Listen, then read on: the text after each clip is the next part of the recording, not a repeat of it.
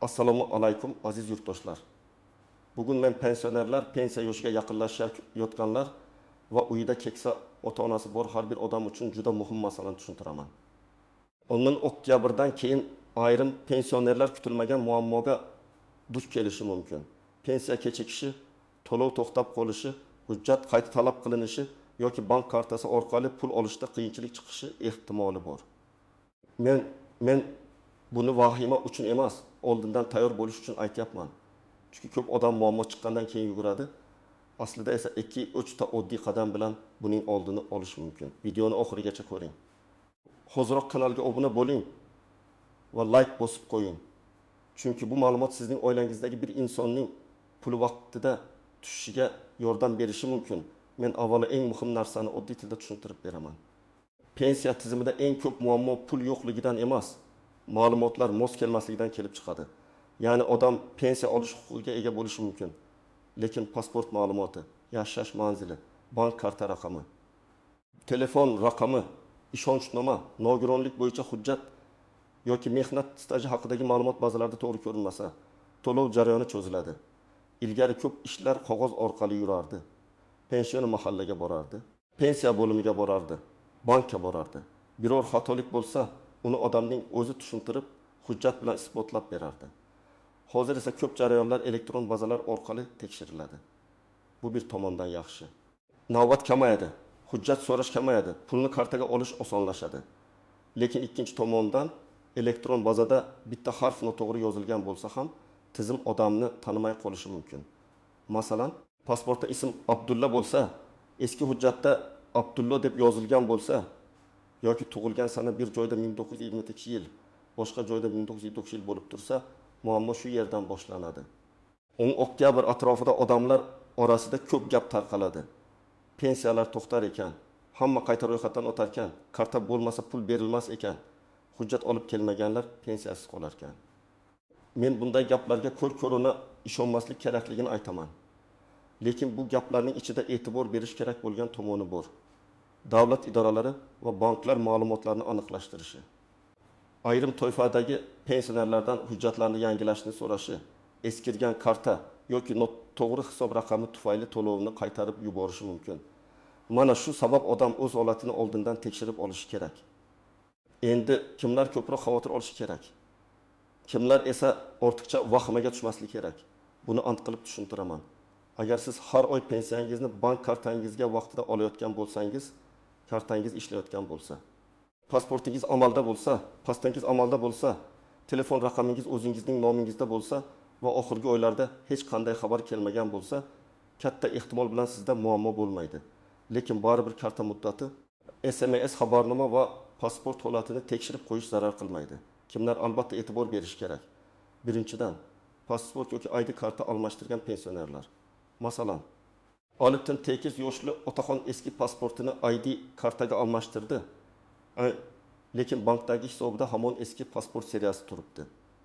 Pensiya jamg'armasi bazasida yangi ma'lumot ko'rinadi, bank bazasida eski ma'lumot turadi.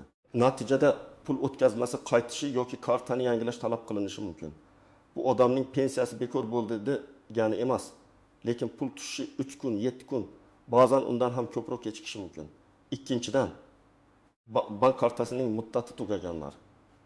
Ko'p pensioner kartaning ustida yozilgan oy va yilga e'tibor bermaydi.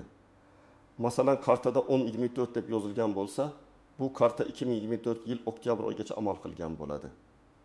Agar pensioner shu kartaga pensiya kutayotgan bo'lsa, bank operatsiyani qabul qilmasligi mumkin. Odam pensiyani kesib tashlashdi deb o'ylaydi. Aslida esa muammo karta muddatida bo'ladi. Bunday holatda bankka borib yangi karta olish kerak.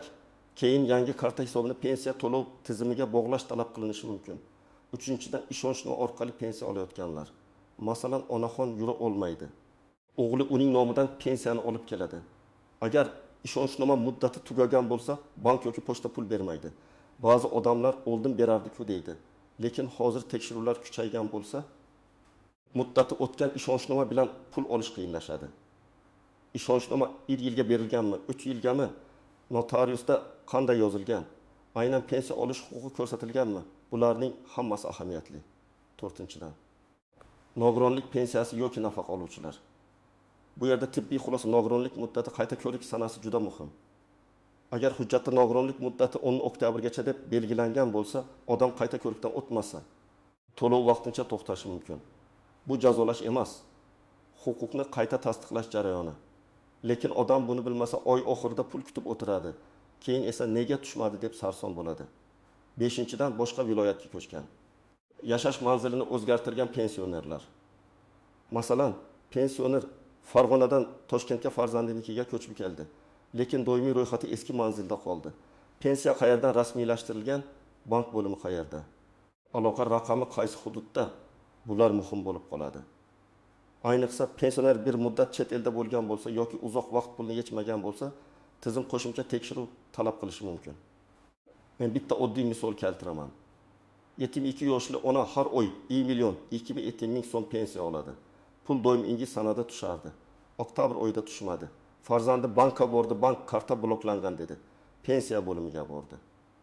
U yerda to'lov yuborilgan deyildi. Aslida muammo shunda bo'lgan. Ona telefon raqami almashtirgan. Bankdagi SMS tasdiqlash eski raqamga bog'langan. Karta xavfsizlik sabab vaqtincha cheklangan. Muammo 15 daqiqalik tekshiruv bilan aniqlanadi. Lekin odamlar bir hafta idoradan idoraga yurib qoladi. Shuning uchun men doim aytaman, pensiya tushmasa, birinchi savol pulni kesishdimi? Emas. Qaysi bo'g'inda to'xtadi bo'lishi kerak. Yana bir misol. 64 yoshli erkak mehnat staji bo'yicha pensiya oladi. Uning eski mehnat daftarchasida zavod nomi bir xil yozilmagan, bir sahifada korxona nomi qisqartma bilan. Boshqa joyda to'liq yozilgan. Avval buni hech kim ko'tarmagan. Keyin bazalar solishtirilganda stajning bir qismi aniqlashtirishga tushgan. Bu pensiyani birdan bekor qiladi degani emas. Lekin hisob kitobni qayta ko'rib chiqishga sabab bo'lishi mumkin. Agar odamda arxiv ma'lumotnomasi, buyruq nusxasi yoki korxonadan tasdiqlovchi hujjat bo'lsa, masala tezroq hal bo'ladi. Endi istisnolar. Yashirin xavflar va ko'pchilik bilmaydigan nozik jihatlarga o'tamiz. Birinchi nozik jihat. Pensiya kechiksa, bu har doim ham pensiya bekor bo'ldi degani emas. To'lov jarayoni bir nechta bosqichdan o'tadi.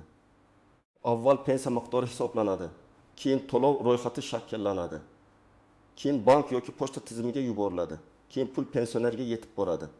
Shu zanjirning istalgan joyida texnik xatolik bo'lishi mumkin. Shuning uchun odam birinchi kunda vahima qilmasdan, lekin jim ham o'tirmasdan aniq tekshiruv qilishi kerak.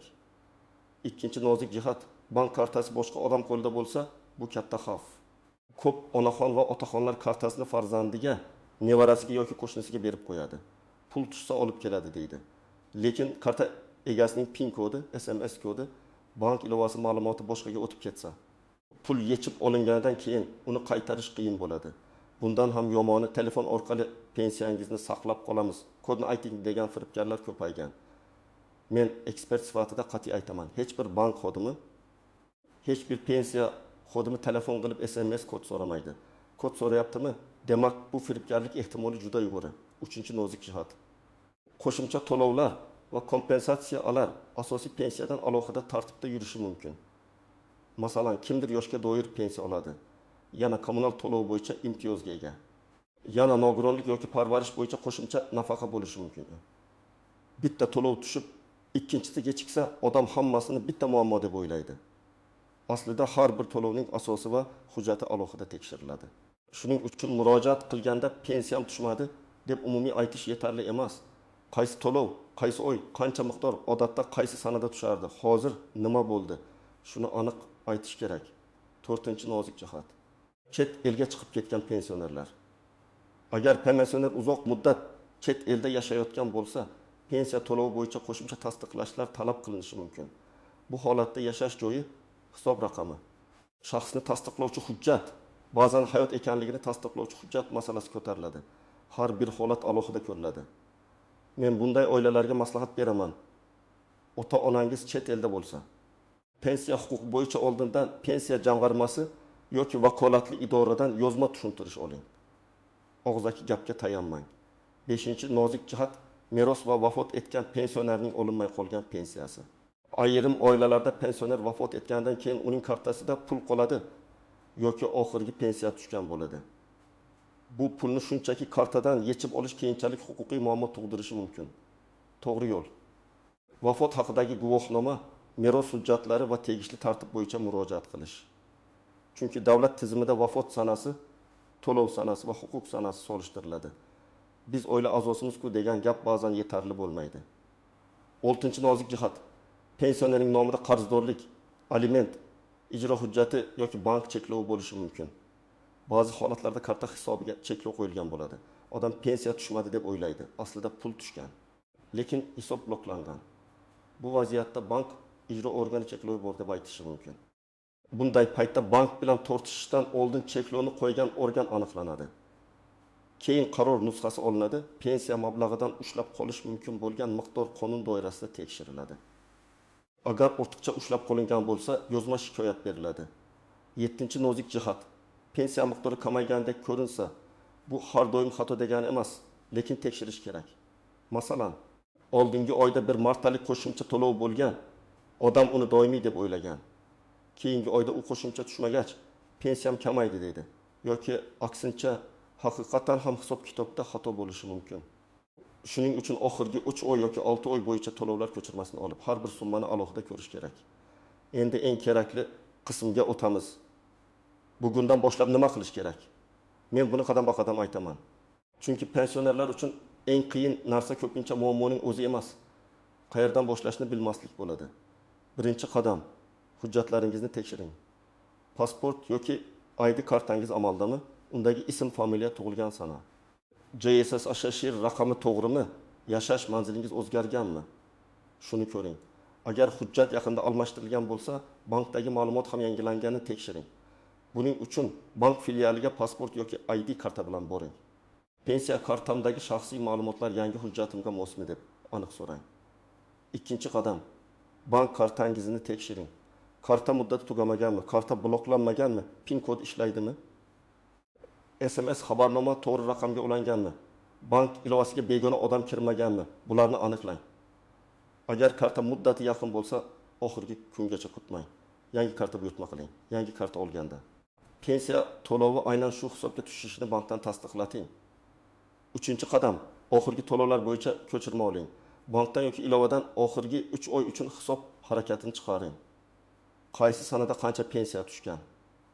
Qo'shimcha to'lov bo'lganmi? Pul yechilganmi? Kim yechgan? Qaysi bankomatdan yechilgan? Hammasi ko'rinadi. Agar pul tushgan bo'lsa, lekin siz olmagan bo'lsangiz, bu boshqa masala. Bank xavfsizlik xizmati, ariza, karta bloklash va tekshiruv kerak bo'ladi. 4-qadam, pensiya jamg'armasi bo'limiga yoki davlat xizmatlari orqali murojaat qiling. Murojaatda umumiy gap yozmang. Men tavsiya qiladigan matn shunday bo'lishi mumkin. Men falonchi yoshga doir pensiya olaman. Odatda pensiya har oy falon sanda falon bank kartasiga tushadi. Falon oy uchun to'lov kelmadi yoki miqdori o'zgardi. Sababini yozma ravishda tushuntirib berishingizni va to'lov holatini tekshirishni so'rayman. Shunday yozsangiz, idora aniq javob berishga majbur bo'ladi. Og'zaki keyin keling degan javob bilan cheklanib qolmang. 5-qadam, kerakli hujjatlarni oldindan tayyorlang. Odatda quyidagilar kerak bo'lishi mumkin. Pasport yoki ID karta, pensiya guvohnomasi bo'lsa, uning nusxasi, bank karta rekvizitlari, telefon raqami. Yashash manzili bo'yicha ma'lumot, mehnat daftarchasi nusxasi, arxiv ma'lumotnomalari, nogironlik bo'yicha tibbiy hujjatlar, ishonchnoma, vafot yoki meros bilan bog'liq holatda tegishli guvohnomalar. Har bir hujjatdan oddiy nusxa tayyorlab qo'ying. Aslini esa alohida papkada saqlang. 6-qadam, telefon firibgarligidan ehtiyot bo'ling.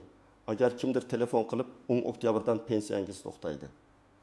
Hozir kod aytsangiz saqlab qolamiz desa, darhol suhbatni to'xtating. Agar kartangizni yangilaymiz, raqamlarni ayting desa, aytmang. Agar pensiya oshishi uchun ilovaga kirib bering desa, ishonmang. Rasmiy ishlar bank filialida, davlat xizmatlari markazida yoki vakolatli idorada amalga oshadi. SMS kod, karta PIN kodi, karta orqasidagi 3 xonali raqam hech kimga berilmaydi. 7-qadam, yolg'iz yashaydigan pensionerlar uchun alohida reja qiling. Farzandlar, qo'shnilar yoki qarindoshlar ota-onasining pensiya sanasini, kartaning muddatini, asosiy hujjatlari qayerda ekanini bilib qo'ysin. Lekin bu karta va kodlarni hammaga tarqatish degani emas. Mas'ul bitta ishonchli odam bo'lsin. Agar pensioner yura olmasa, uyga chaqirish, ishonchnoma rasmiylashtirish yoki ijtimoiy xizmat orqali yordam olish yo'llarini oldindan so'rab biling. 8-qadam har bir murojaatni yozma qiling. Men amaliyotda ko'p ko'rganman. Odam dat marta boradi. Har safar boshqa xodimga tushuntiradi. Lekin qo'lida birorta yozma iz qolmaydi. Keyin masala cho'zilsa nimani qachon so'raganini isbotlay olmaydi. Ariza topshirsangiz, kirim raqamini oling, onlayn murojaat qilsangiz. Murojaat raqamini saqlab qo'ying. Javob kelgan sanani yozib boring. Bu tartib oddiy ko'rinsa ham haqingizni talab qilishda juda kuchli vosita. 9-qadam pensiya miqdorini mustaqil kuzating. Har oy tushgan summani daftar yoki telefonga yozib boring. Masalan, sentyabr 22.000 so'm, oktyabr 22.000 so'm, noyabr 22.000 so'm. Agar birdan farq bo'lsa, sababni so'rang. Shunda siz taxminan kamaydi demaysiz. Aniq raqam bilan gapirasiz. İdora bilan gaplashganda aniq raqam doim kuchliroq.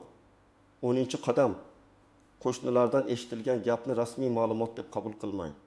Bir mahallada bir odamning pensiyasi karta muammosi sabab kechiksa, ertasi kuni hammaning pensiyasi to'xtarkan degan gap tarqaladi. Bu odamlarni qo'rqitadi, firibgarlarga esa yo'l ochadi. Rasmiy xabarni tegishli vazirlik, pensiya jamg'armasi, bank yoki davlat xizmatlari orqali tekshiring. Men ham shuni maslahat beraman. Har qanday vahimali gapni eshitsangiz, avval manbasini so'rang. Kim aytdi? Emas, qayerda rasmiy yozilgan deb so'rang. Bugungi mavzuning eng muhim xulosasi shuki, 10 oktyabr atrofidagi gaplardan vahimaga tushish kerak emas, lekin beparvo bo'lish ham xato. Eng katta xavf odatda pensiya huquqining yo'qolishida emas, hujjat, bank karta, ishonchnoma, manzil, telefon raqami yoki elektron bazadagi nomuvofiqliklarda bo'ladi. Bunday muammolar pulni kechiktiradi, odamni sarson qiladi va ba'zan juda noqulay vaziyatga soladi. Men sizga aniq aytdim, pasportni tekshiring.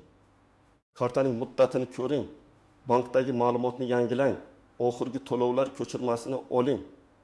Kerak bo'lsa pensiya jamg'armasiga yozma murojaat qiling. Hech kimga SMS kod va karta ma'lumotlarini bermang. Agar uyda pensioner ota-onangiz bo'lsa, bugunoq ularning hujjatlari va kartasini tekshirib qo'ying. Buni ertaga qoldirmang. Chunki muammo chiqqandan keyin vaqt ham, asab ham ko'proq ketadi. Sizning hududingizda pensiya to'lovi bilan bog'liq kechikish, karta muammosi yoki hujjat talab qilish holati bo'lganmi? Izohlarda yozib qoldiring. Boshqalar ham tajribangizdan foydalansin. Videoga like bosing. Kanalga obuna bo'ling va bu ma'lumotni pensioner qarindoshlaringizga yuboring. Chunki ba'zan bitta ogohlantirish bir oilani katta sarsonlikdan saqlab qoladi.